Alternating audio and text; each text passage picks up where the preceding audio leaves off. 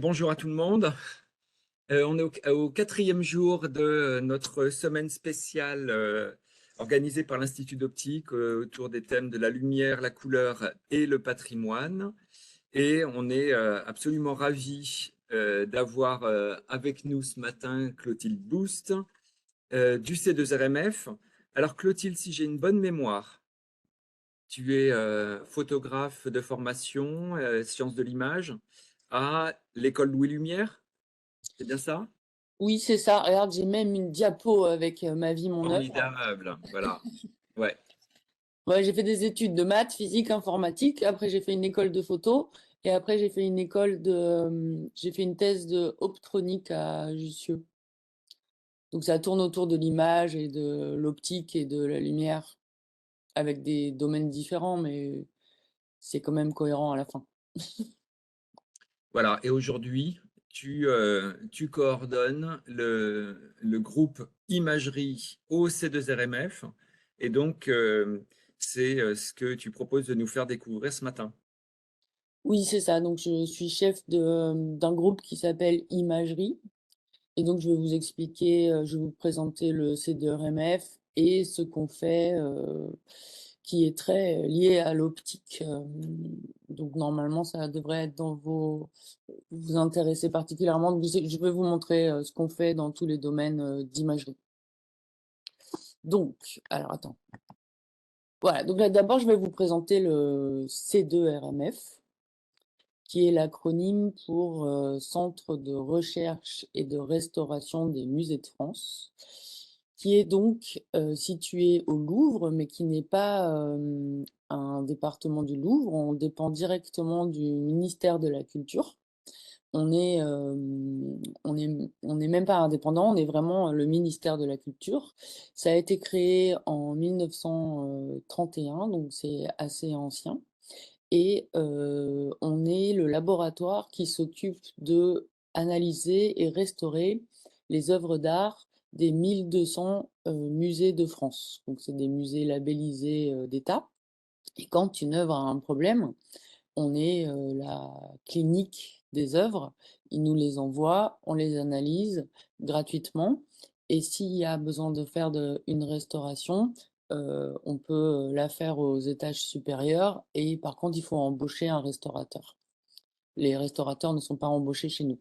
Donc il y a à peu près 150 personnes qui sont des scientifiques, je veux dire des chimistes ou des physiciens, ou des conservateurs, ou des restaurateurs.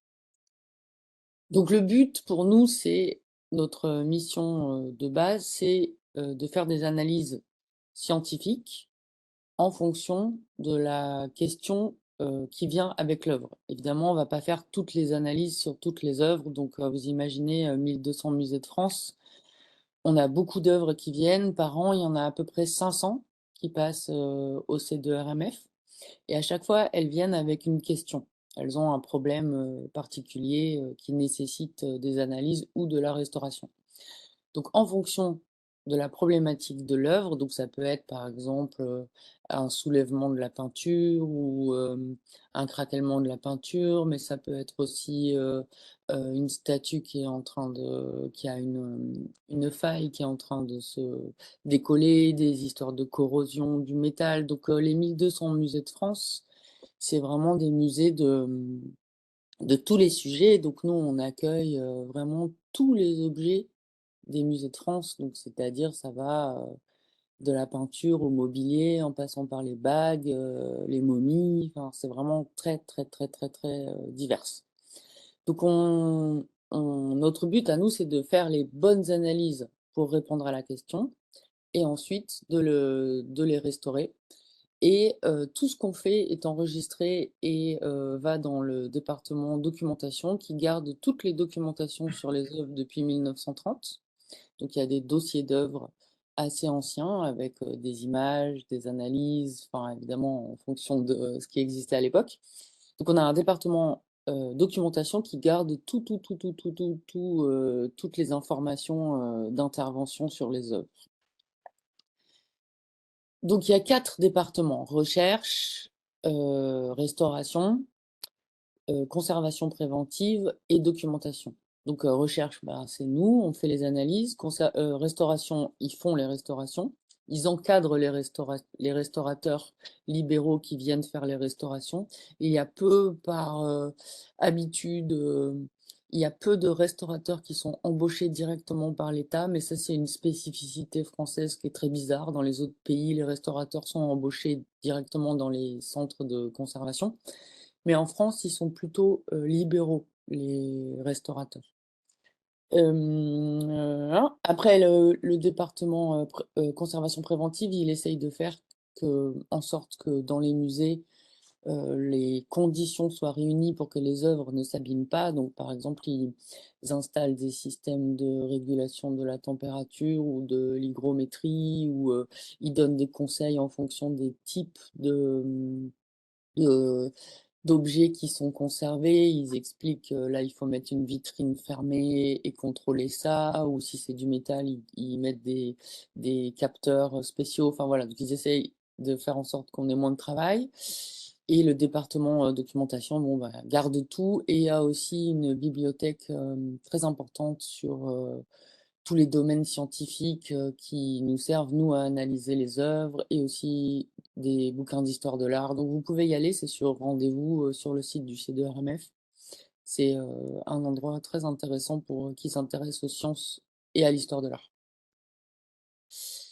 Donc au département restauration, ils ont des groupes. Donc il y a sculpture, peinture, archéologie, les arts graphiques, l'art contemporain et attendez, parce que là je ne vois pas, les arts décoratifs. Donc c'est pour vous montrer la diversité des types d'œuvres que nous avons, avec des matériaux très différents et évidemment des problématiques qui sont très très différentes. Donc les gens au C2RMF sont souvent un peu spécialisés, soit dans une technique, soit dans une époque ou un type d'œuvre d'art.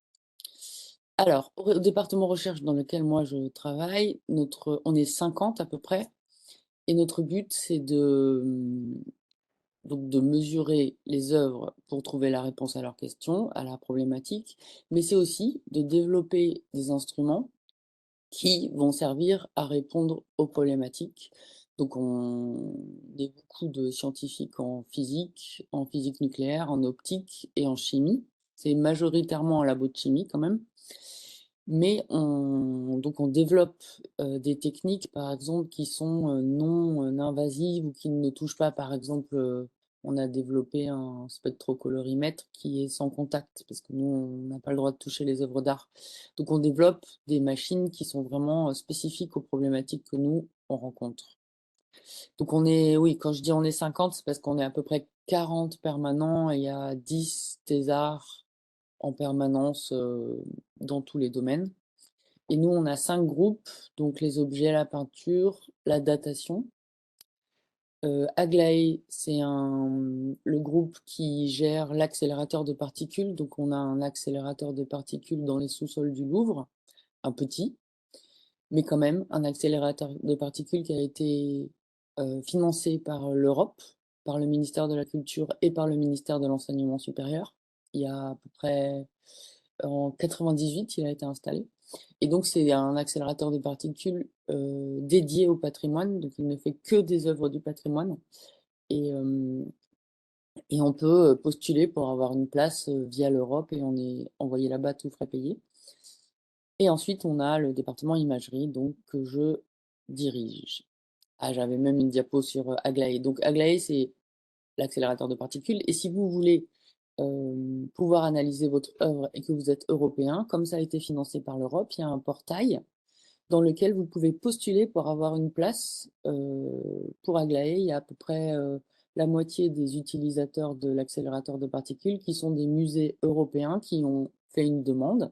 Et là, l'Europe finance leur voyage, finance leur séjour pour qu'ils puissent venir pour analyser leur œuvre sur l'accélérateur de particules. Donc, c'est un service de l'Europe, en fait. Et ça sert à voir des choses, des éléments traces, des éléments chimiques particuliers qui sont présents en très petite quantité. Donc on revient à l'imagerie. Donc dans mon groupe, on est 10 permanents et j'ai 2 thésards actuellement et un stagiaire de l'Institut d'optique d'Orsay d'ailleurs.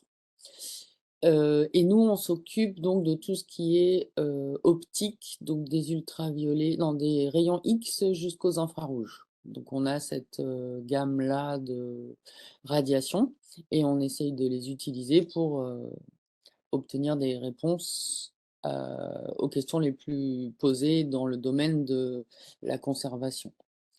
Donc nos analyses nous servent à faire donc des constats d'état. Donc ça, le constat d'état, c'est quand l'œuvre elle arrive, on lui fait une sorte d'analyse de constat d'état, c'est-à-dire de précision de son problème. Parce que quand elle arrive, elle a un problème, mais nous, après, on fait d'autres analyses pour mieux comprendre quel est le problème. Comme à l'hôpital, quoi. Quand vous arrivez, on vous fait une radio pour savoir si vous avez vraiment le bras cassé. Bon, bah, nous, on fait un check-up et ça s'appelle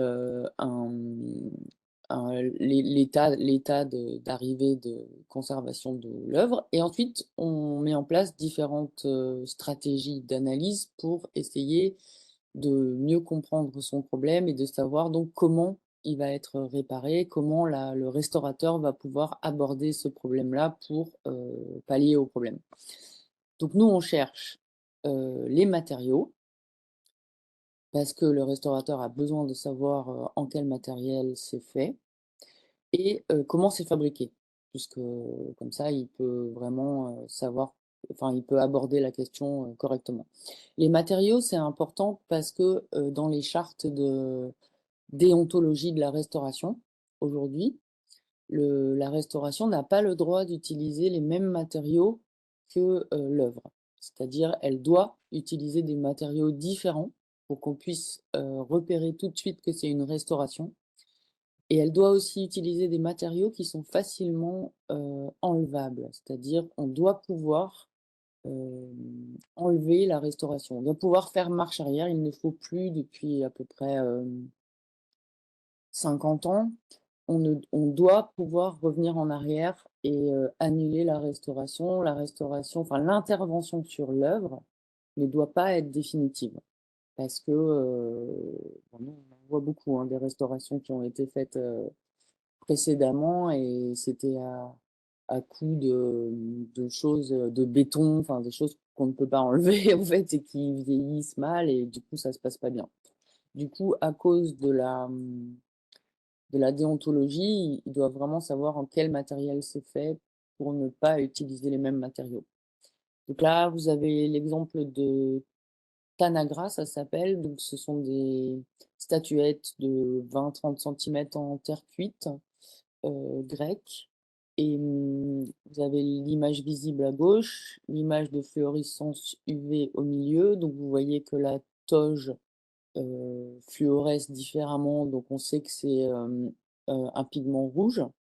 Et à droite, vous avez la fluorescence du visible vers l'infrarouge, où on sait que c'est un pigment bleu. Donc on peut savoir avec ces images les couleurs d'origine qui sont pratiquement, on les voit plus aujourd'hui. Alors, donc dans le groupe imagerie, on utilise plusieurs techniques, donc comme je vous disais, des rayons X à l'infrarouge. Donc on a plusieurs machines de rayons X. On doit avoir 4 générateurs qui ont des puissances plus ou moins importantes. Donc la puissance du générateur de rayons X, ça détermine si ça traverse ou pas des matériaux qui sont assez lourds. On a ensuite tout un système d'imagerie, de photographie avec des appareils photo normaux qui sont défiltrés, qui peuvent voir des ultraviolets jusqu'à l'infrarouge. Donc on enregistre la réflexion de ces radiations ou la fluorescence de ces radiations, je vous expliquerai après. Et tout ça est contrôlé avec de la spectrocolorimétrie, donc avec des spectros qui enregistrent vraiment les courbes de réflexion et qui connaissent exactement les réactions des matériaux. Et on a aussi tout un domaine d'enregistrement de la surfaces en 3D. Donc on a des machines qui envoient soit de la lumière structurée, soit des lasers à différentes échelles, soit microtopographie, soit un peu plus grand, pour enregistrer la surface. Et ça nous sert beaucoup à comparer des moules ou à comparer des, des choses en métal pour savoir comment ça a été fabriqué, si ça a été estampé ou si ça a été gravé. Donc nous, on parle avec les gens des musées, les conservateurs et les scientifiques du laboratoire, et on rend des images et aussi des rapports qui expliquent ce qu'on voit dans les images, parce que bon, il y a des images qui sont facilement interprétables, mais il y en a d'autres, il faut être un peu spécialiste pour les lire. Donc du coup, on rend des rapports pour dire ce qu'on a vu nous. Et ensuite, on peut faire des publications scientifiques, ou sinon ça va au département documentation et archives qui garde tout ce qu'on a fait, les images comme les écrits. Alors, si on parle un peu optique, dans les radiations que nous utilisons, donc des UV aux infrarouges, si on prend l'exemple d'une peinture qui est constituée de plusieurs couches, donc souvent il y a un vernis, ensuite il y a différentes couches de pigments avec leurs liants, ensuite souvent on a une couche préparatoire qui est au-dessus du support, et les différentes radiations ne vont pas à la même profondeur, donc on utilise cette caractéristique pour déjà comprendre un peu mieux la fabrication de la peinture. Donc, par exemple, les UV, ça ne rentre pas dans la peinture, ça s'arrête souvent au vernis, mais les infrarouges vers 2000 nanomètres, ça va jusqu'à la préparation, ça traverse le pigment et les liants ça traverse tout ça pour aller jusqu'à la préparation. Donc du coup, à chaque fois, l'image qu'on obtient, on sait qu'elle n'est pas exactement à la même profondeur par rapport à une peinture, ce qui est très intéressant. Et la radio, elle traverse tout.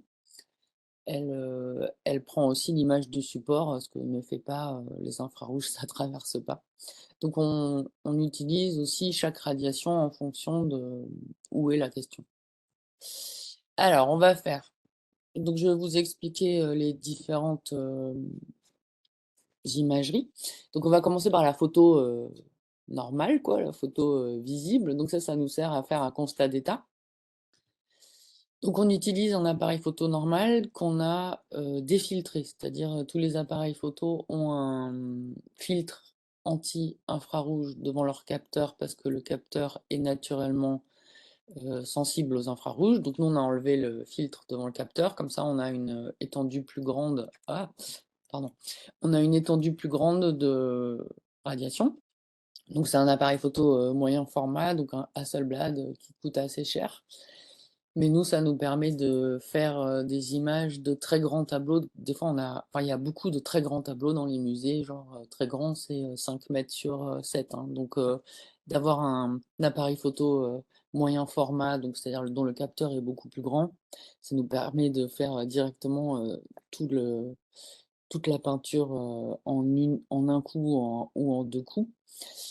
Donc, c'est pour ça qu'on a des moyens formats. Et donc du coup, quand on a enlevé le filtre infrarouge devant le capteur CCD ou CMOS, on a une sensibilité du capteur qui va de 300, ouais, 350, c'est peut-être un peu exagéré, mais 360 nanomètres jusqu'à 1000 nanomètres. Donc avec cet appareil-là, on utilise les propriétés du capteur en mettant des filtres devant l'appareil pour sélectionner exactement la bande qui nous intéresse, donc soit les UV, soit le visible, soit l'infrarouge.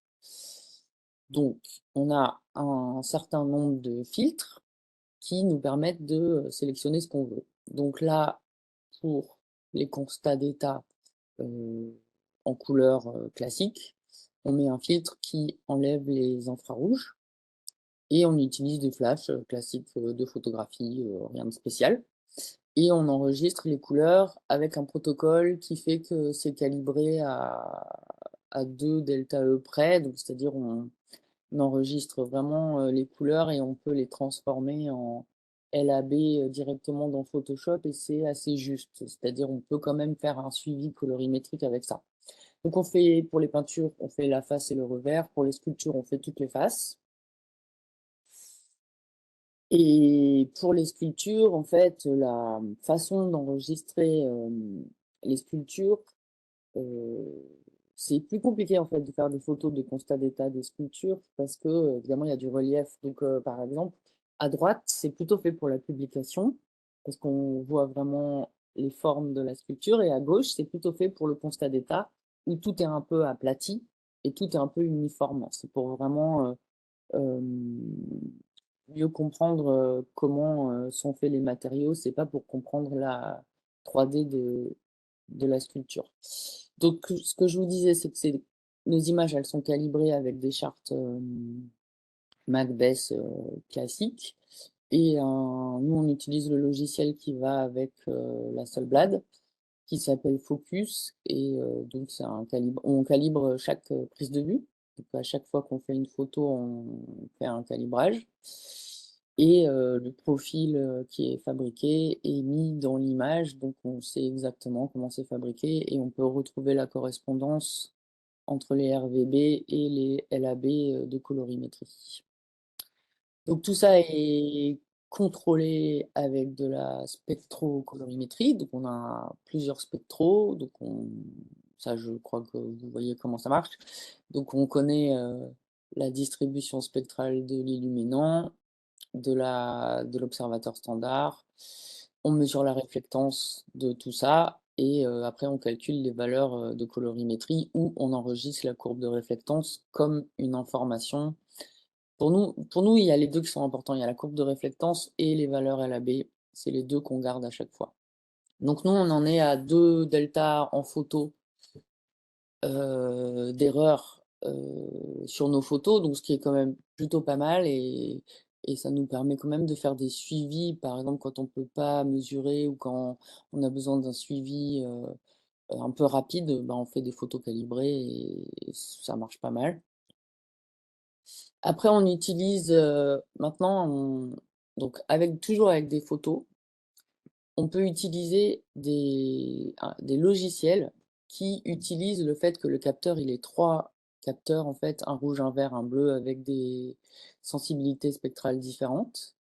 Et maintenant, donc nous, on utilise un logiciel qui s'appelle Profilo Coloré, donc c'est un logiciel italien, mais en post-production, donc en calcul, avec le même nombre de filtres, exactement la même prise de vue que ce qu'on fait, mais juste avec du calcul, et de l'intelligence artificielle pour retrouver la sensibilité spectrale, parce que nous, on les a pas toujours mesurées, les sensibilités spectrales, bah, du coup, il peut nous générer jusqu'à 36 images qui correspondent à une partie du spectre en utilisant les sensibilités spectrales du rouge, du vert et du bleu, plus nos filtres. Je ne sais pas si c'est très clair ce que je raconte, mais du coup, maintenant, ça existe. D'accord, ça n'existait pas avant, mais on utilise ça parce que c'est logiciel et c'est super efficace quand on est sur site ou quand on ne peut pas utiliser une caméra hyperspectrale ou des choses comme ça. On utilise ça, c'est uniquement en post-production et ça nous fait 35 images, donc ça nous fait une courbe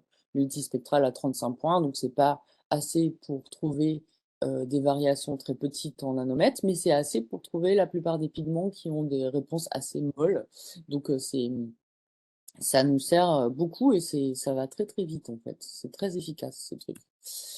Donc voilà ce que je vous disais, qu'il utilise, en fait il a un petit logiciel, il a une charte spécifique à lui, on la prend en photo, on a un logiciel de deep learning qui cherche la meilleure courbe spectrale et qui refabrique la courbe de sensibilité spectrale et il recalcule tout. Et donc là, c'était, voilà, ma diapo, elle est pas, c'est pas la dernière parce qu'en fait, au début, quand il a commencé, il arrivait à avoir 7 points, 7 images spectrales. Et là, il en est à 36. Donc, il a des courbes à 36 points, ce qui est quand même pas mal. Donc ça, et donc ça, c'était le premier à faire ça, mais j'ai vu d'autres logiciels faire ça maintenant, donc bon, c'est un peu la mode. Et excuse-moi Clotilde, au niveau de l'éclairage, il y a un type d'éclairage qui est requis ou ça marche Non, sous n'importe. les mêmes. C'est les mêmes prises de vue que nous, donc c'est éclairage, bah, c'est que du visible, hein, il fait pas ça dans les Oui, oui. autres. Non, non, pardon, il va jusqu'à l'infrarouge 1000, pardon, pardon. Non, c'est le même éclairage que nous. Nous, on prend des flashs D'accord. de studio, rien de spécial. Donc Non, c'est vraiment j'imagine que ça. qu'il se sert aussi de l'éclairage pour, ou alors les images spectrales contiennent la distribution spectrale de, de l'éclairage.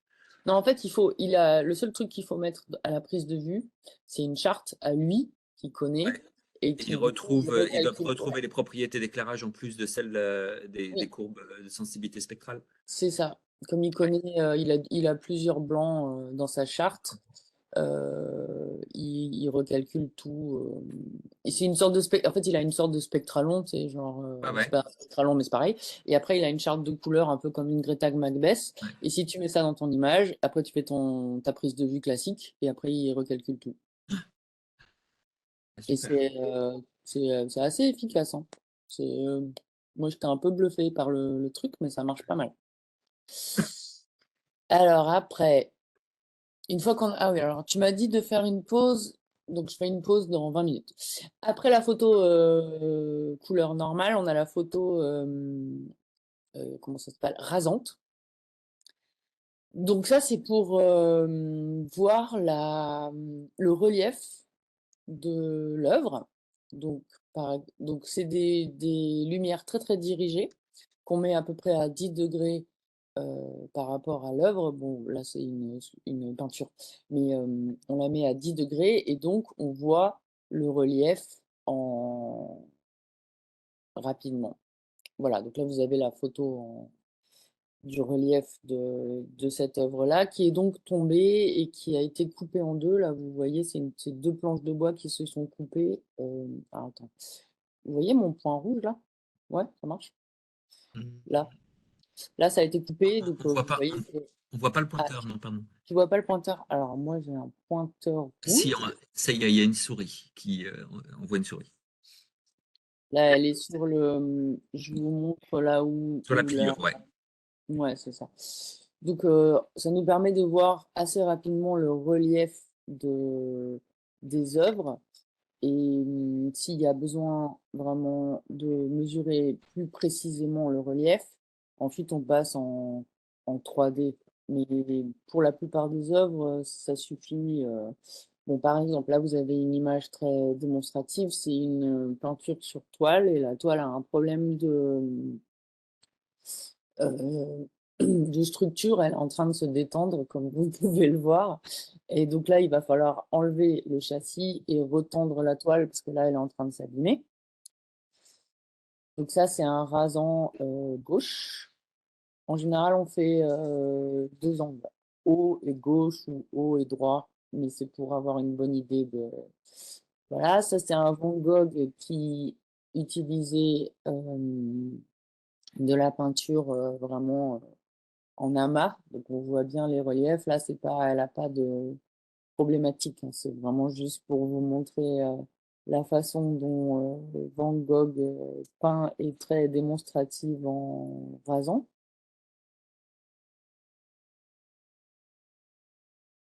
Ça, c'est un exemple de soulèvement de peinture qui est en train de se craqueler et en train de se soulever.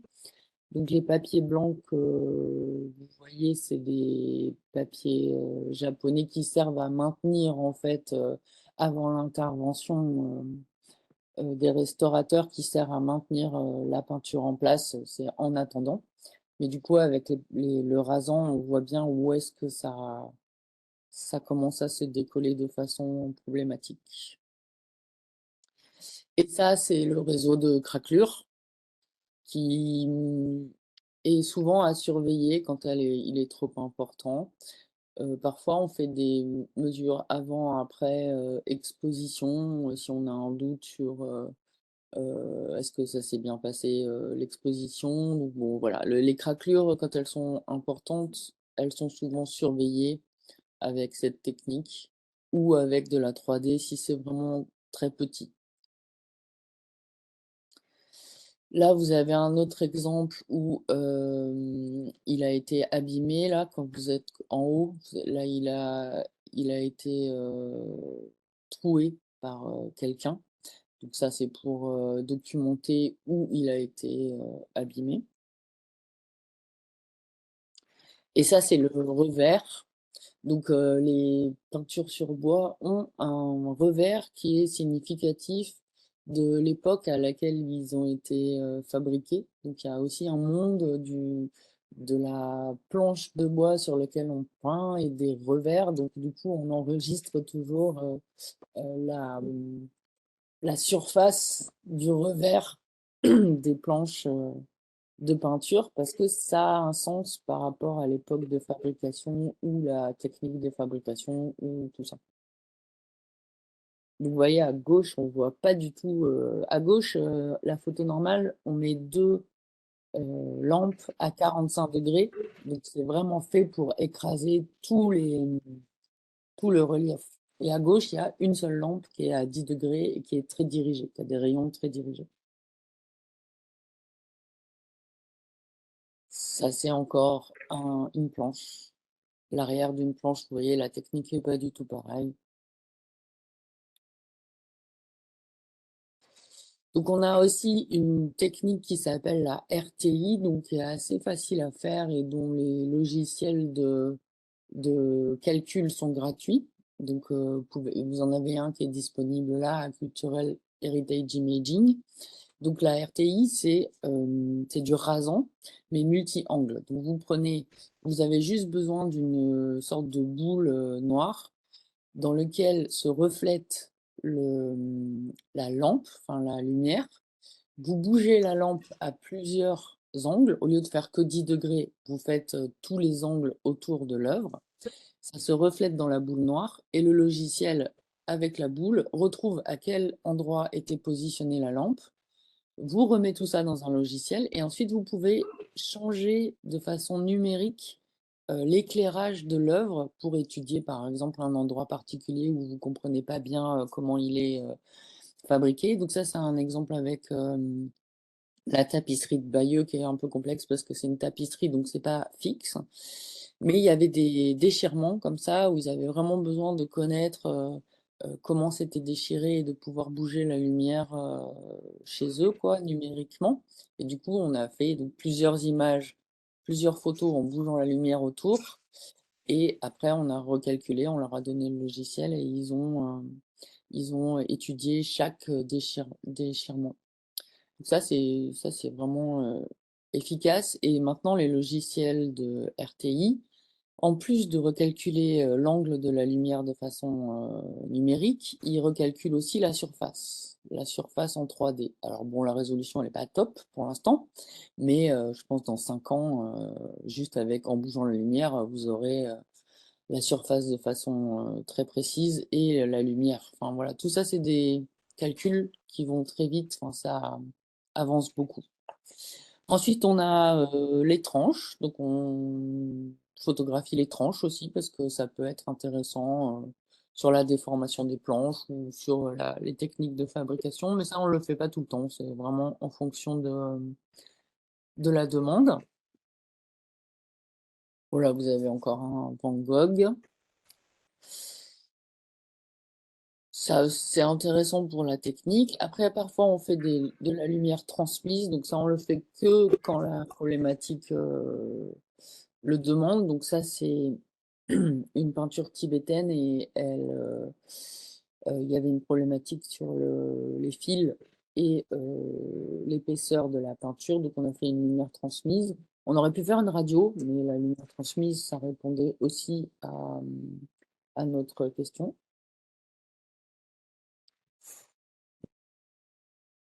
Voilà pour la lumière. Donc ça, c'est la lumière visible. Maintenant, on va passer dans l'infrarouge. Et après, on fait une pause. Alors, l'infrarouge, donc c'est 780 nanomètres, 1000 nanomètres pour la seule blade. Et on a un autre appareil qui s'appelle la réflectographie et qui lui voit de 1000 à 1600 nanomètres. L'intérêt de l'infrarouge, c'est que ça traverse les couches de peinture et que ça va voir à la couche de préparation. Et il y a deux choses qui sont très utiles pour nous avec les infrarouges, c'est que le carbone ne reflète pas les infrarouges, donc absorbe les infrarouges, donc devient noir. Et le carbone, c'est très utilisé pour les dessins préparatoires, donc c'est sous la peinture. Et quand on envoie des infrarouges, c'est absorbé, donc du coup on les voit en noir. Et l'autre chose qui est intéressante pour nous, c'est que les pigments réagissent différemment à l'infrarouge. Certains l'absorbent, certains rejettent tout. Et ça, c'est une indication pour nous du type de pigment. Donc, on utilise l'infrarouge pour ça, pour retrouver certains pigments et voir les dessins préparatoires. Donc, on a deux appareils photo. Donc, on a l'appareil photo normal Hasselblad qui voit jusqu'à 1000 nanomètres. On utilise des flashs classiques. Et on met un filtre anti-visible, puisque là, ce qui nous intéresse, c'est que l'infrarouge. Donc, on vire le visible et on ne voit que 800, 1000 nanomètres. Et on a la caméra de réflectographie qui, là, a un capteur InGaAs qui voit de 1000 à 1600 nanomètres. On utilise des lampes halogènes qui envoient des infrarouges dans cette zone-là. Les flashs ne contiennent pas ces radiations. Donc, on utilise des halogènes classiques.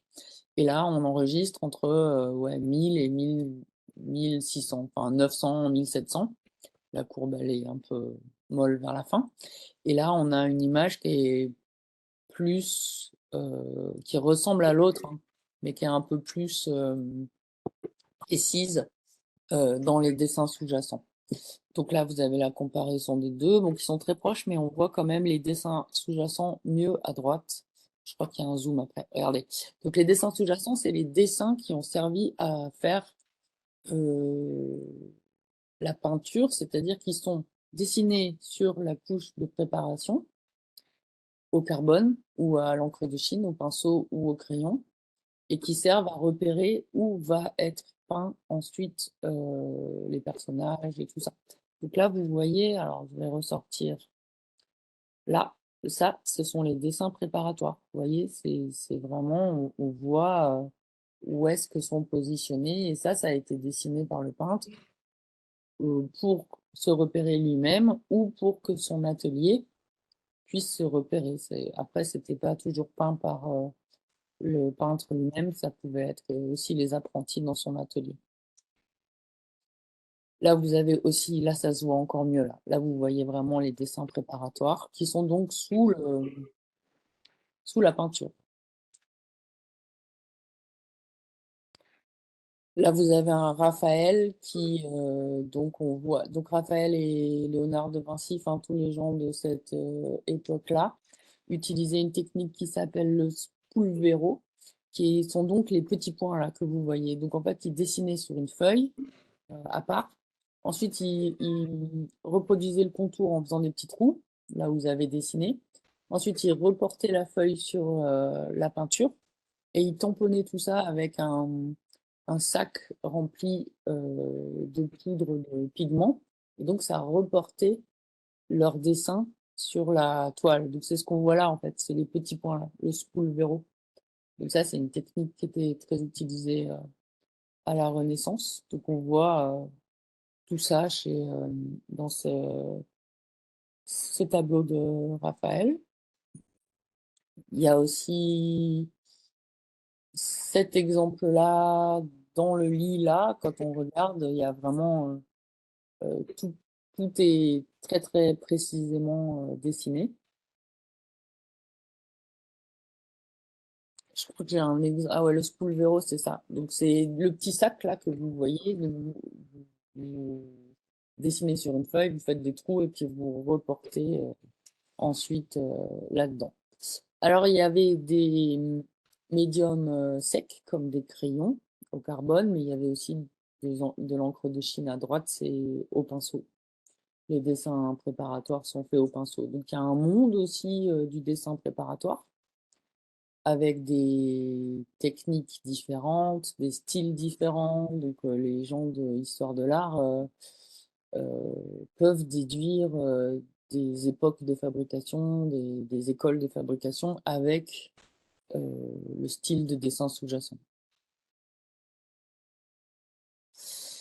Donc parfois, on a des surprises au sens où on découvre des compositions qui ne sont pas vues à la fin.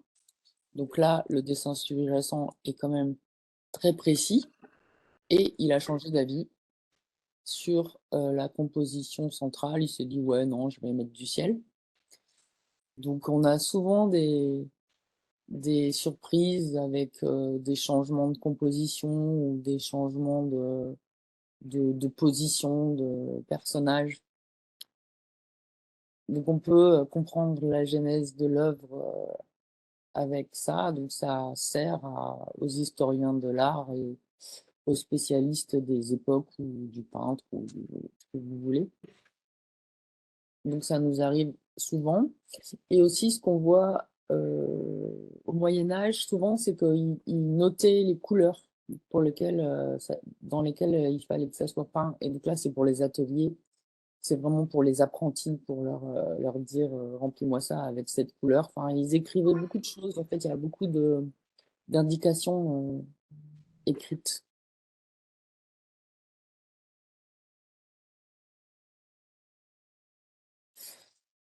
Ça, c'est un dernier exemple où on était très content de trouver ça. Donc, c'est Elsa qui a trouvé ça. Donc, c'est le revers de la Sainte-Anne de Léonard de Vinci. Donc, quand c'est des œuvres importantes, donc il y a eu une grande étude de toutes les œuvres de Léonard de Vinci qui sont passées au laboratoire. Donc, quand on étudie des corpus, en fait, nous, ça nous permet d'avoir une base de données des matériaux, des techniques d'un peintre. Et par exemple, s'il y a un nouveau dessin ou une nouvelle peinture de ce peintre qui apparaît, comme ça arrive régulièrement, on peut comparer le nouveau qui vient d'apparaître avec la base de données du corpus qu'on a déjà étudié. Donc nous, d'étudier un corpus, ça nous permet vraiment d'avoir une cartographie assez précise des techniques et des matériaux utilisés par un peintre. Donc ça nous permet ensuite de comparer pour authentifier. Bon là, du coup, au revers de la Sainte-Anne, en faisant de la réflectographie, on a trouvé 3 dessins qu'on ne connaissait pas. Donc là, je vous ai montré le cheval, il y a une tête de mort et une tête d'enfant. Et donc, on était content parce qu'on ne les avait pas vus. Donc, en fait, c'est parce que le crayon est rentré dans les pores du bois. Donc, à la surface, on ne le voit plus. Mais la rire, comme ça, rentre un tout petit peu dans la matière. Ben, ça a enregistré les particules de carbone qui étaient restées cachées dans le bois. Donc, on était content. Elsa a trouvé 3 dessins de Léonard qu'on ne connaissait pas. Ah, là, vous avez le bout de la tête de mort. Ah, voilà. Donc ça, c'était l'infrarouge avec les dessins sous-jacents. Mais l'autre truc qui est utile avec les infrarouges, c'est la reconnaissance des pigments.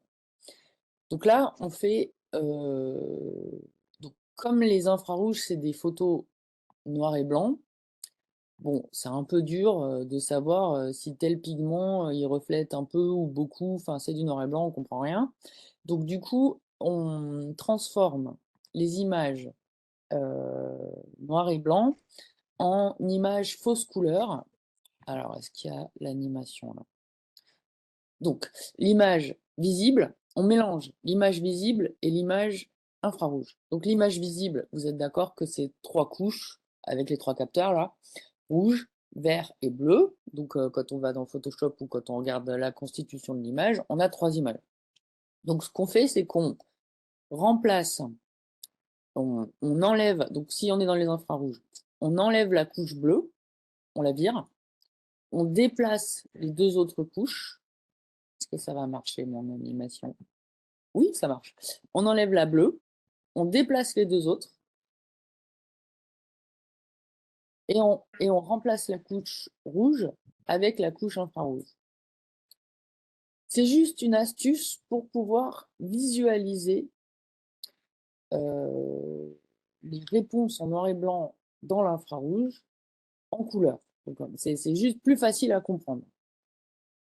Donc, à quoi ça nous sert ça? On est content, c'est rouge, on est super content. Et alors? Et en fait, ça nous sert à comparer à des bases de données de pigments qu'on connaît et qu'on a passé en infrarouge, comme en UV d'ailleurs, et en UV fausse couleur.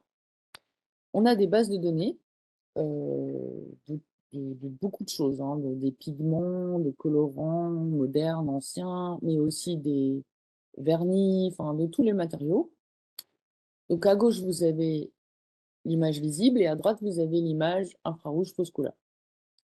Bon, c'est un super exemple parce que là, vous voyez que tous les rouges dans le visible, ils sont à peu près tous orange en infrarouge fausse couleur, donc ça va pas beaucoup nous aider à les retrouver. Mais ce qui est intéressant, c'est de mixer l'infrarouge fausse couleur avec l'UV fausse couleur. Donc l'UV, on fait pareil, on enregistre dans l'UV, on mélange le visible et l'UV, mais au lieu de remplacer la couche rouge comme en infrarouge, on remplace la couche bleue. Et du coup, on a deux images en couleur qui sont un résumé de la réponse spectrale du pigment dans l'UV et dans l'infrarouge. Et après, on a des bases de données qui nous donnent des indications sur c'est peut-être ça et surtout c'est pas ça parce que ça correspond pas. Donc là, par exemple, vous avez deux exemples de ocre. Bon, les ocres, c'est hyper dur à distinguer parce qu'elles ont un peu toutes la même couleur, mais vous voyez quand même que la courbe spectrale n'est pas pareille. Et on a donc des bases de données énormes et on peut savoir, si on a de la chance, on trouve directement le pigment, parce qu'il y en a qui répondent vraiment de façon spécifique. Par exemple, là, on a un exemple, donc je vous ai mis les courbes spectrales parce que c'est plus facile à comprendre où sont les spécificités. Par exemple, l'indigo, qui est celui qui remonte vraiment beaucoup dans le rouge. Dans l'infrarouge, il est très haut, alors que les autres, ils sont très bas. Donc l'indigo, souvent, on le chope directement avec les fausses couleurs. Mais il y en a d'autres où c'est pas assez précis. Donc si on a de la chance, on diminue le nombre de pigments possibles à 3 ou 4. Si on a vraiment de la chance, on le trouve directement. Mais déjà, le fait d'en exclure certains, c'est déjà une information. Donc, vous avez toute la base de matériel, peut-être si je fais ça, ça marche, la base de matériel qui est disponible en ligne sur le blog du groupe Imagerie. Donc, c'est un blog dans lequel on met les rapports de stage et les trucs comme ça. Non, alors attendez, je les ai préparés. Hop, database matériel. Donc, ça, c'est le blog. Ça, c'est le blog. Et dedans, vous avez Pigment Database. Et j'ai mis toutes les bases de données des copains, c'est-à-dire des laboratoires italiens, anglais ou le Rijksmuseum, ils sont pas en ligne, mais je mets toutes les databases qui existent en ligne parce qu'on est plus fort à plusieurs. Donc celle-là, elle est super. De la Centro Conservation de la Veneria Reale, elle est vraiment géniale. J'ai beaucoup travaillé sur les ukiyo-e, donc c'est les pigments japonais, donc j'ai mis ce que j'avais sur les pigments japonais. Mais sinon, vous avez toutes les databases en UV, en IR et en spectre, des bocaux de pigments purs et de matériaux purs comme ça, mais aussi des choses qui sont étalées comme ça. Donc par exemple, je sais pas, je vais en prendre un au pif. Les rouges, non, les rouges, c'est dur à... On va prendre les verts. Donc là, si vous appuyez dessus, vous avez donc toutes les courbes spectrales et les réponses en UV et en infrarouge fausse couleur. Bon, du coup, ça peut aider parce que vous pouvez faire ça chez vous hein, avec un appareil photo défiltré. Donc, il y a beaucoup de restaurateurs en fait qui font ça eux-mêmes maintenant et c'est une aide assez pratique et assez rapide pour trouver ce qu'il y a dans les matériaux. Donc, on mettait dans les infrarouges fausse couleur. Donc, ça nous permet de diminuer le nombre de pigments possibles. Ça marche très bien quand il y a un seul pigment. Quand il y a deux pigments, ça marche moins bien. Et trois pigments, ça marche pas. Donc là, je vous donne des exemples où c'est plutôt des pigments simples. Donc ça, c'est chambre à Arles de Van Gogh. Quand on la met en infrarouge fausse couleur, ça donne ça. Et quand on regarde, par exemple, la fenêtre en visible à gauche où il y a 2 verres, en infrarouge fausse couleur, on voit que ce ne sont pas les mêmes verres. Il y en a un qui devient rouge, l'autre qui devient bleu. Donc le vert oxyde de chrome est un bon candidat pour celui qui devient rouge. Et l'autre, le bon candidat, c'est un vert véronèse, qui correspond donc à ces couleurs-là. Donc là, on a de la chance parce que ça marche plutôt bien. Après, je vais pas vous faire tous les exemples parce que je préférerais vous passer un peu plus de temps vers la fin. Mais du coup, ça, ce sont des exemples où il y a des pigments purs pour lesquels l'infrarouge fausse couleur donne des indications très probables avec des pigments directement reconnaissables. Donc ça arrive, heureusement. Dans certains cas, on voit qu'il y a eu une restauration, par exemple. On ne sait pas toujours le pigment utilisé pour la restauration, mais au moins, on voit qu'il y a eu quelque chose, une intervention. Donc là, on a de la chance parce que l'intervention correspond au bleu de Prusse. Mais parfois, juste de savoir qu'il y a eu quelque chose qui s'est passé sans savoir quel est le matériau, ça permet aux gens après nous, les gens de la chimie, les gens de la XRF, hein, les gens qui font des analyses plus chimiques avec prélèvement ou sans prélèvement, d'aller voir dans cet endroit-là pour essayer d'analyser en quoi est l'ancienne restauration.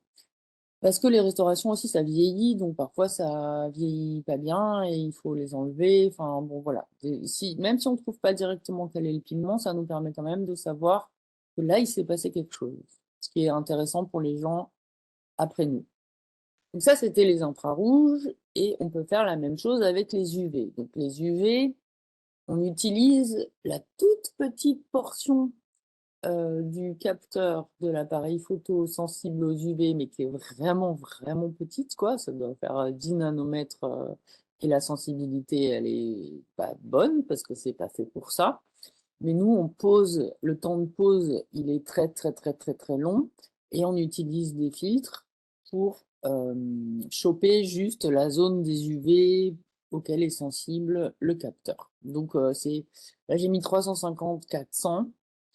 En vrai, les UV, ça s'arrête à 380. On essaye vraiment de ne pas aller à 400 parce que là, on chope le bleu. 380-400, c'est le bleu auquel nous, on est sensible. C'est déjà du bleu, on le voit.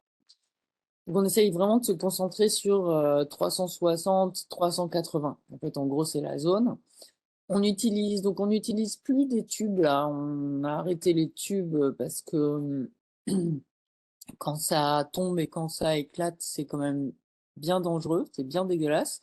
Et du coup, maintenant, on utilise des LED qui sont vraiment centrés exactement pareil à 365 nanomètres, plus ou moins 10 nanomètres. Donc c'est en pic, c'est vraiment pas du tout large comme éclairage, comme radiation. Donc on a remplacé tous les tubes là cette année par des LED parce que c'est quand même moins mauvais pour la santé et que ça fait la même chose. Donc là, vous avez la photo en UV, en réflexion UV. Donc on envoie des UV, on enregistre dans l'UV. Vous avez le résultat de l'image. Et donc c'est pareil, on fait des fausses couleurs, mais là, au lieu d'enlever le bleu, ben, on va garder le bleu parce que c'est le plus proche des radiations qu'on essaye de faire. Donc on enlève le rouge, on décale les deux autres. Voilà, on décale les deux autres.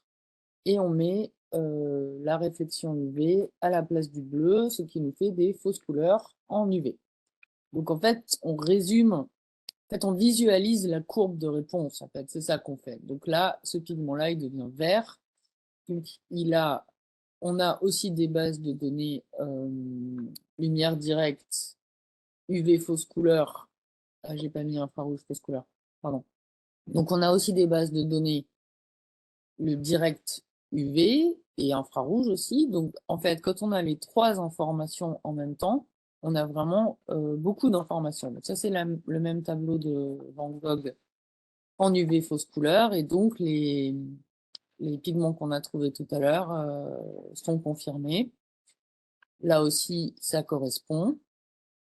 Donc, plus on a d'infos, en fait, plus on peut être précis dans la réponse. C'est ça l'idée. Si on a une information qui n'est pas précise, bah, c'est pas grave, on a quand même une information. Et plus on a d'infos, plus on va vers la vraie réponse. Donc, en gros, on fait systématiquement, nous, ces trois images-là. Et quand on a des réponses aussi claires que vert en UV fausse couleur, bleu en visible et rouge en infrarouge fausse couleur, ben on tombe sur un seul pigment, et le lapis lazuli. Donc là, c'est un exemple de ce que ça donne quand on a les bases. Donc ça, c'est une palette qui a été faite par ma collègue de la peinture, qu'on a photographiée en infrarouge et en UV. Donc vous voyez bien, il y a des zones, il y a des couleurs où on peut vraiment avoir la réponse directement, et il y en a d'autres où c'est pas le cas. Par exemple, tous les jaunes, ils ont tous la même réponse, et en UV et en infrarouge. On n'arrivera jamais à distinguer les jaunes avec cette technique. Par contre, les bleus, les rouges et les verts ont des réponses assez différenciées. Donc ça, les bleus en particulier, on peut arriver directement à les trouver. Donc ça dépend du pigment. Et quand il y a deux mélangés, bah, ça dépend du mélange. Et là, on passe plutôt en spectral qu'en photographie. Et quand il y en a trois, bah, là, il faut passer carrément à la chimie parce que c'est impossible en optique de démêler trois pigments différents. Donc là, je passe à un autre chapitre qui est donc de la luminescence. Donc là, on a enregistré la même radiation que celle qu'on envoyait, enfin la même longueur d'onde de radiation que celle qu'on envoyait. On envoie des UV, on enregistre dans les UV. On envoie des infrarouges, on enregistre dans les infrarouges. Et là, je passe dans la luminescence, donc ça s'appelle en français de la fluorescence.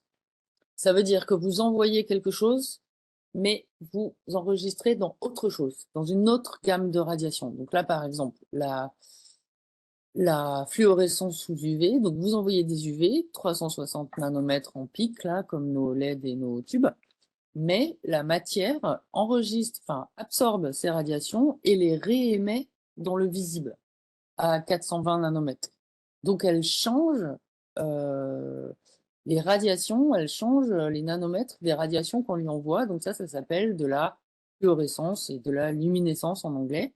Donc, on peut enregistrer ce phénomène de fluorescence en envoyant des UV, là, dans ce cas-là, et en enregistrant dans le visible. 420, c'est du bleu, donc c'est dans le visible. Donc, on met un filtre devant l'appareil photo pour enregistrer dans le visible, et on envoie des UV. Donc, on n'envoie pas la même chose que la zone où on enregistre. Donc là, je vous ai mis l'exemple du bleu égyptien, qui est vraiment super parce que lui, il a une émission de folie et on peut l'enregistrer. Donc, quand on lui envoie du rouge et la cuprorivayite, qui est le composé principal du bleu égyptien, qui est donc, pardon, un pigment de synthèse qui a été inventé par les Égyptiens, dans le bassin méditerranéen avant Jésus-Christ. C'est un des premiers pigments de synthèse. Le bleu, la cuprorivayite, quand on lui envoie du rouge, a une luminescence incroyable, à peu près 10% des radiations qu'on lui a envoyées, et elle réémet dans l'infrarouge. Donc ce qu'on fait, c'est qu'on envoie du rouge, on met un filtre devant l'appareil photo pour n'enregistrer que les infrarouges, et on a des images de ce type-là. Donc ça, c'est le sarcophage des époux qui est au Louvre, avec la lampe rouge. Donc ça, c'est une photo visible de comment c'est fabriqué. Et bah, elle est où l'image? Bon, bah, vous verrez pas l'image. Ça, c'est l'image du sarcophage. Donc ça, c'est en lumière visible, et ça, c'est en luminescence infrarouge. Et ce que vous voyez en blanc, c'est du bleu égyptien. Donc c'est du pigment de synthèse bleu égyptien. Donc cette technique, elle a été inventée par Giovanni Verri il y a à peu près 10 ans. Donc maintenant, on écume tout le Louvre et tout le bassin méditerranéen antique pour essayer de voir où était le bleu égyptien, parce que sa luminescence est tellement forte qu'on peut même voir quelques grains éparses. Et on peut même le voir quand il est sous d'autres matériaux. Donc même quand il est caché, il illuminesce. Donc ça, c'est un exemple où vous pouvez voir que là, il y a une bande, là. Cette bande-là, en fait, c'est de la restauration, parce qu'il n'y a plus de bleu égyptien, ça ne luminesce pas. Donc, en visible, on le voit pas, ça a été restauré, bon, on sait pas quand, mais ça a été restauré, dans un bleu qui est proche. Et quand on passe en luminescence, on voit que toute cette bande-là, c'est de la restauration. Donc, si on cherche les matériaux d'origine de cette œuvre, bah, on va pas chercher là. En fait, c'est une indication aussi de ce qui s'est passé, parce que nous, quand les œuvres, elles arrivent, on n'a pas vraiment de mode d'emploi, ni d'idée de son histoire, en fait. On est obligé de tout deviner, de tout trouver. Donc la luminescence, donc là je vous ai montré du visible vers l'infrarouge, mais elle est très utilisée chez nous, des UV vers le visible, en particulier pour les vernis peintures et pour l'identification des pigments. Donc bon, on n'utilise toujours plus les, ces lampes-là, mais des LED, il faut que je change ma diapo. Et là, on envoie des UV et on enregistre dans le visible, donc on met un filtre devant l'appareil photo qui coupe les UV. On ne veut pas les enregistrer, on veut vraiment que la fluorescence dans le visible. Donc, je vous ai mis le nom des filtres, je ne sais pas si ça vous passionne, mais en tout cas, il y a des filtres pour chaque truc. Depuis quelques années, on utilise aussi une charte qui s'appelle UV Chart de UV Innovation. Donc, c'est un restaurateur américain qui l'a inventé. Donc, il a fait des matériaux qui fluorescent sous UV à peu près dans les mêmes proportions que ce que fluorescent les matériaux du patrimoine. Donc, ça coûte assez cher, mais nous, on s'en sert pour vraiment calibrer nos images parce que la fluorescence, c'est assez dur à calibrer. Donc, on met cette charte tout le temps pour savoir où est-ce qu'on est et si on respecte le calibrage ou si parfois, des fois, on ne le voit pas, même en respectant le calibrage, ça marche pas. Donc, on change les paramètres, mais au moins, on voit sur la charte qu'on a changé les paramètres. Donc, si on regarde cette image-là, vous voyez qu'elle a été coupée en deux et elle a été restaurée. Est-ce que vous voyez comme les petits points noirs? Tout ça là, tous ces petits points noirs là, c'est le vernis qui a été modifié puisque la fluorescence sous ultraviolet est le vernis est très sensible, enfin le vernis fluoresce sous ultraviolet et il fluoresce suivant deux paramètres, l'épaisseur et l'ancienneté. Donc, à chaque fois que vous avez une différence de fluorescence, donc par exemple là, la ligne noire et tous les petits points noirs là que vous voyez, ça veut dire que le vernis a été modifié, donc que ça a été restauré, en gros, puisqu'il y a une fluorescence qui est différente que le reste de l'œuvre. Donc ça nous sert beaucoup avec les œuvres vernies, ce qui était le cas jusqu'au début du siècle dernier. Là, presque toutes les peintures étaient vernies. Donc nous, ça nous permet d'avoir une sorte de histoire de l'œuvre en sachant que là, il y a eu une restauration. Donc si on cherche les matériaux d'origine, on ne va pas chercher là, on va chercher à côté. Ça, c'est un exemple. Donc ça, c'est un allègement de vernis. Vous voyez, le vernis, souvent, ça vieillit en devenant jaune et en s'encrassant beaucoup. Donc ça, c'est juste un exemple d'allègement de vernis où ils enlèvent une partie du vernis. Donc vous voyez, pour vous montrer ce que c'est la fluorescence du vernis, parce que c'est pas très évident. Vous voyez que là, ça fluoresce vraiment en bleu et c'est très visible. Donc c'est comme ça qu'on sait quand ça a été modifié. Et comme il y a deux paramètres, l'ancienneté et l'épaisseur, bah, c'est dommage, on ne peut pas remonter à quand a été modifié le vernis. Parce qu'il y a deux paramètres. Donc ça, on sait juste qu'il s'est passé quelque chose, mais on ne sait pas quand. Ça, c'est un exemple d'une toile qui a été restaurée de façon lourde. Ça ne se voit pas du tout en visible. Et vous voyez bien que là, le vernis, il a été hautement modifié. Donc, il y a eu des restaurations un peu lourdes sur ce tableau.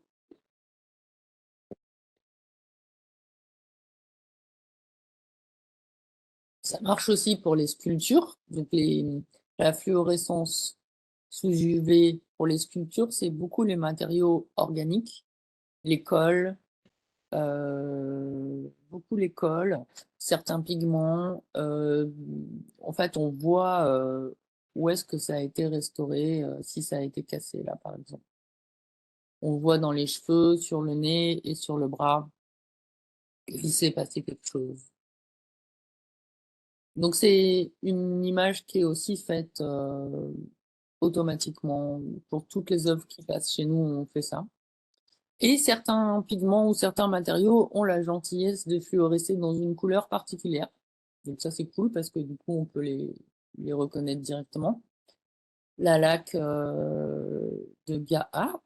laque de Garance, pardon. La laque de Garance, elle fluoresce en rose. Donc, si on a de la fluorescence rose, on est probablement sur de la laque de Garance. Et là, c'est du blanc de zinc qui fluoresce dans une espèce de jaune-vert. Donc là, on sait aussi que peut-être c'est sûrement ça. Bon, après, si vraiment on a besoin de savoir en quoi c'est, il y a d'autres analyses après nous qui vont préciser les choses qu'on aurait trouvées. Mais au moins là, on sait que sur la dame, ça a été restauré en blanc de zinc. Quand, on ne sait pas, mais on sait qu'il s'est passé quelque chose et qu'ils ont mis du blanc de zinc. On voit aussi en fluorescence UV tout ce qui est humidité. Donc là, c'est une œuvre qui a pris l'eau. Je ne sais pas pourquoi, là, il faudrait demander aux spécialistes, mais quand une œuvre sur papier prend l'eau, même quand elle est sèche, elle garde la trace de l'inondation, des dégâts.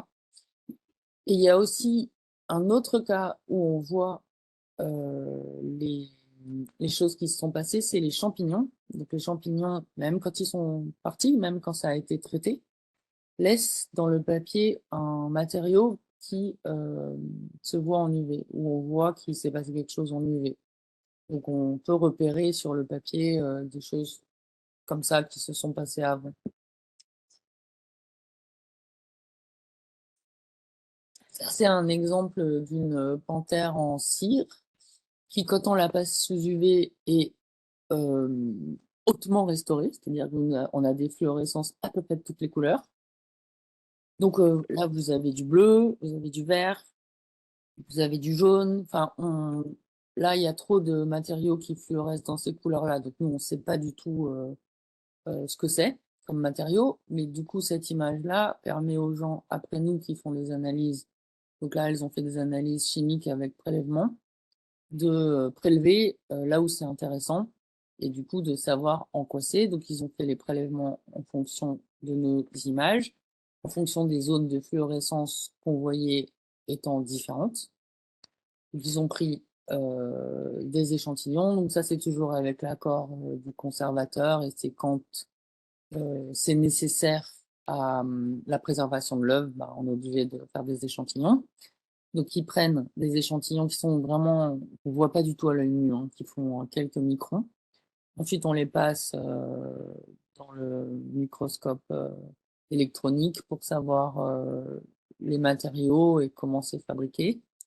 Et ensuite, on peut passer les échantillons dans les machines de chimie qui vous donnent exactement les composés organiques et inorganiques et les types de résine, si c'est de la cire, de quel type de cire, des choses comme ça. Et donc, ça a permis de faire une restauration de cette œuvre-là qui était quand même très complexe et très hétérogène. Donc, il y a eu tout un dossier là-dessus. Là, j'ai mis un exemple. Donc, comme vous avez vu, donc, on sélectionne les éclairages et surtout les radiations qui entrent dans l'appareil photo. On met pas de filtre devant les éclairages, on met les filtres devant l'appareil photo. On pourrait faire le contraire, mais bon, c'est plus facile de trouver des tailles de filtres devant l'appareil photo que devant les éclairages. Et nous, on a tout un travail pour trouver des filtres. Parce que, par exemple, les filtres qu'on utilisait, anti-UV et anti-infrarouge, ils ont arrêté la fabrication. Ils étaient absolument parfaits. Mais la photo argentique, voire la photo scientifique, c'est pas un domaine, ben, c'est pas très répandu, quoi. Il y a pas beaucoup de gens qui font ça et la photo, argentique, ça, tout ce qui est filtre et tout ça, ce n'est plus un domaine, qui est très répandu. Kodak n'existe plus, tout ça. Donc nous, à chaque fois qu'ils arrêtent la production des filtres, on doit en trouver d'autres qui sont, hem, qui vont bien pour ce dont on a besoin, ce qui n'est vraiment pas facile. Ça fait 2 fois qu'on en arrive à fabriquer nous-mêmes le filtre, chez un fabricant, en Allemagne, parce qu'on ne trouve pas exactement les longueurs d'onde dont on a besoin. Nous, c'est assez précis et il faut vraiment pas que ça déborde un peu, vers l'infrarouge ou vers l'UV. Enfin, on a tellement de, protocoles et tellement d'images qu'il faut que les gens après nous puissent les lire et il faut pas qu'ils soient, induits en erreur parce que le filtre, il est pas parfait.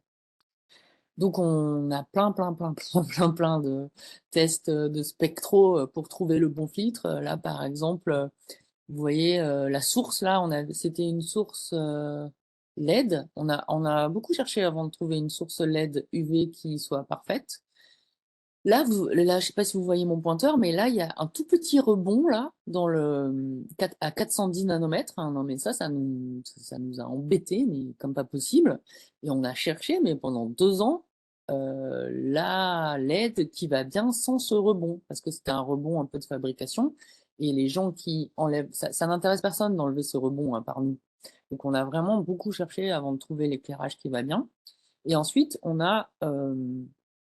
on testait, tous les matériaux et jusqu'à ce qu'on trouve le bon filtre, et à la fin, on a fini par le faire. Donc voilà, pour vous qui êtes opticien, c'était juste pour vous montrer que c'est pas juste, on prend des photos quoi, il y a un peu de technique derrière et voilà. Donc ça, c'est un exemple, ah bah oui, ça c'était l'exemple du filtre anti-infrarouge. On a passé 1 an à s'énerver dessus parce qu'on ne trouvait pas le filtre qui s'arrêtait au bon endroit et nous, on a le smalt et l'Egyptian Blue qui ont presque la même courbe, mais sauf que la différence, elle est dans la zone vraiment 800 nanomètres. Et, et les filtres qu'on trouvait, en fait, ils n'arrivaient pas à distinguer, ou alors ils entraient trop dans l'infrarouge et ça nous faisait des fausses couleurs qu'on n'arrivait pas à interpréter. Enfin bon, voilà, c'est juste pour... Par exemple, les couleurs que vous voyez là, elles sont...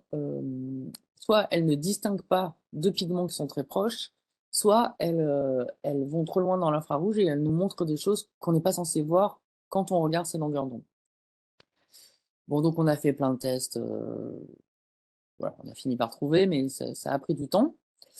La charte, c'est pour dire que c'est très utile pour avoir des protocoles toujours pareils, mais comme les œuvres, elles sont jamais calibrées, on ne sait pas ce qui s'est passé avant. Souvent, on est un peu obligé de sortir du protocole de calibration pour choper une toute petite fluorescence qu'on voit presque pas. Et là, la charte, elle est complètement hors des clous. Mais du coup, on documente le fait qu'on n'a pas suivi le protocole, mais qu'on est arrivé quand même à avoir une information. Bah ça, en fait, on l'écrit avec les images qu'on donne. Et comme ça, les gens savent comment on a fabriqué les images. Parce que c'est ça qui est compliqué. Comme les images elles vont rester là après nous dans les bases de données et tout, il faut que les gens puissent les lire et puissent les comprendre. Donc il faut qu'on donne avec les images le protocole. Là, j'ai de la luminescence qui a un autre type de luminescence qu'on n'utilise pas beaucoup, mais qui est très utile pour les doreurs, donc les doreurs sur bois. Donc on a développé ça uniquement pour eux. Donc là, c'est de la fluorescence qui va du visible vers le visible. Donc on envoie du bleu et on enregistre dans le vert ou dans le rouge, ou on envoie du vert et on enregistre dans le rouge. Et là, ça sert à certains matériaux organiques, les cols de poisson et les cols de lapin. Donc ils arrivent à distinguer les sortes de cols, ce qui pour eux est très important pour savoir comment sont collées les feuilles d'or. Pour les restaurateurs de dorure, c'était super important. Donc on a fait tout un protocole pour essayer de leur trouver ça. Donc ça, c'est ce que ça donne à la fin. On fait aussi des fausses couleurs pour essayer de comprendre ce qu'il y a. On a passé tous les matériaux dans ces fausses couleurs de fluorescence du visible vers le visible. Et on a trouvé quand même pas mal de matériaux hein, qui fluoresçaient du visible vers le visible. Et bon, le plus intéressant, c'était les cols de lapins et de poissons. Ils distinguent même les cols de poissons, j'ai un peu oublié. C'est pas mon domaine de... Je suis pas spécialiste là-dedans, mais ils étaient super contents de distinguer les cols de poissons. Et donc, on a 3 images dans une zone de radiation spécifique, donc en noir et blanc. Et après, on fait des fausses couleurs pour pouvoir les voir mieux. Et après, quand on a vraiment besoin que ça soit plus précis que les images, on a aussi un matériau qui est à l'école de chimie Paris, avec lequel on a un accord via le CNRS.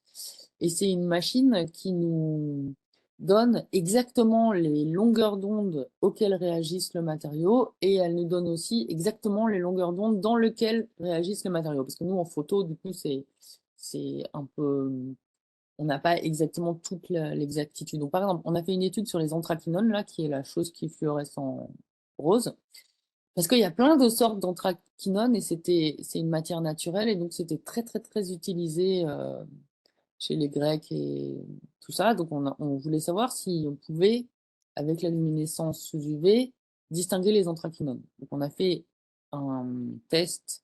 Donc, c'est une machine par laser. Donc, il envoie des lasers longueur d'onde par longueur d'onde, de 200 nanomètres à 400 nanomètres. Donc, on sait exactement quelle longueur d'onde on a envoyé. Et il enregistre ensuite dans le visible, ou même dans l'UV d'ailleurs, et ça donne des choses comme ça. Donc là, vous avez la courbe que vous envoyez, et vous avez la courbe que vous récoltez.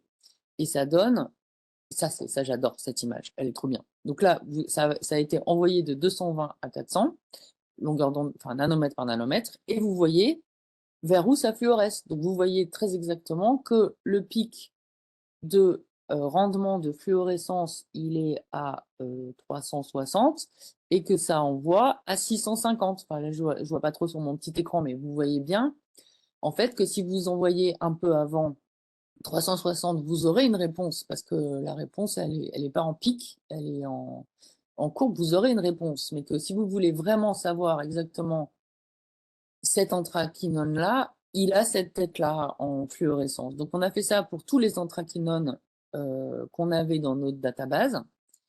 Et on a vu que donc, ils pouvaient être distingués en groupes.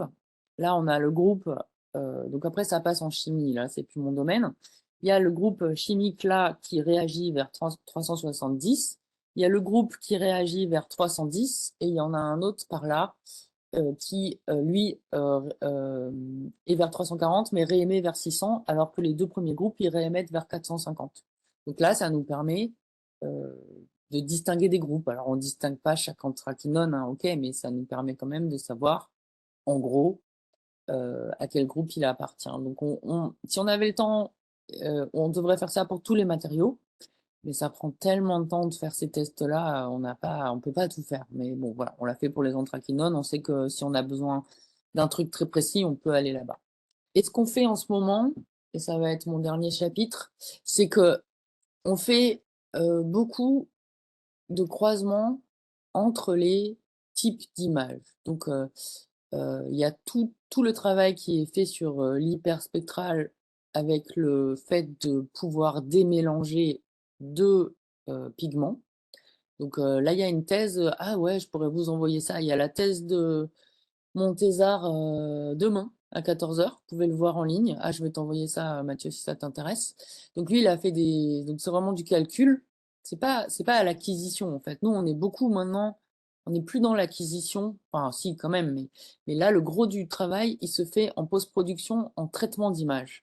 Donc là, ce qu'on fait en ce moment, c'est qu'on essaye de faire du démélangeage de pigments en spectral et aussi de mélanger les images optiques et chimiques pour avoir des réponses qui sont plus faciles à comprendre. Parce que nous, souvent, on a, je sais pas, 5 images optiques, mais ensuite, on a les images chimiques de mes collègues.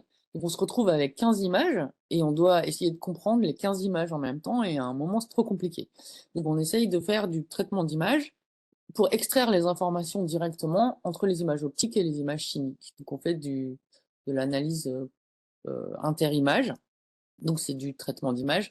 Donc, nous, ce qu'on utilise beaucoup à part les images optiques, c'est le Raman et la XRF, donc qui donnent chacun des informations différentes. Donc la XRF, ça donne les éléments chimiques. Mais si, par exemple, votre pigment il est organique, bah, vous oubliez, parce qu'il n'y a pas d'éléments chimiques, il donne bah, le cuivre, le fer et tout ça. Et aussi, la XRF, ça traverse toutes les couches, donc c'est pas capable de vous dire à quelle couche appartient l'élément chimique. Donc il y a une sorte d'inconnu sur ça, mais bon, quand même, c'est très intéressant. Et après, le Raman, ça vous donne des informations aussi, mais parfois, le pigment, il est présent en trop peu de quantité, donc le Raman le voit pas ou c'est pas la bonne longueur d'onde, c'est des lasers en fait à certaines longueurs d'onde. Nous, on a une longueur d'onde, j'ai oublié laquelle, mais on n'en a qu'une, alors que le matériau pourrait réagir à d'autres longueurs d'onde. Donc parfois, il ne voit pas le matériau. Enfin bon, chaque matériel a ses limitations. Et donc, ce qui est intéressant, c'est quand on utilise plusieurs matériaux en même temps, on peut arriver à diminuer les limitations. Donc ça, c'était un exemple sur le sarcophage des époux avec les cartographies et la luminescence infrarouge qui trouve le bleu égyptien, on a réussi à comprendre en fait quelles étaient les couleurs d'origine du chapeau de la dame du sarcophage des époux et à refaire une constitution. Et donc c'est vraiment le mélange des images qui nous donne souvent une réponse. Donc là, on a un logiciel où on lui met l'image visible, plus on lui sélectionne un endroit où on a fait une analyse Raman, il fait une sélection par spectre optique, donc il diffuse l'information Raman, et du coup, on peut essayer de penser que c'est la cartographie de la malachite, puisque c'est vert et que le Raman a trouvé de la malachite, donc on diffuse ça par similarité spectrale. Donc là, c'est par similarité optique. Là, on a l'image de XRF avec le mercure, plus l'image visible. On fait un clustering en LAB, là, plus en spectre. Et là, on se retrouve avec la cartographie du Cinabre. Donc en fait, on essaye, là, en ce moment, le gros du travail pour les gens de l'optique et des images, c'est beaucoup dans la post-prod et dans le croisement des images. Enfin, moi, je trouve que ça s'est un peu déporté vers ça. Bon, évidemment, on développe toujours des matériaux optiques, mais le gros du travail en ce moment, il est sur la post-prod. Et voilà, j'ai fini. Donc, je voudrais remercier tous mes collègues qui sont extraordinaires. Vous avez mon mail, le blog, le site du C2RMF, et on a le temps pour des questions. Merci beaucoup, Clotilde.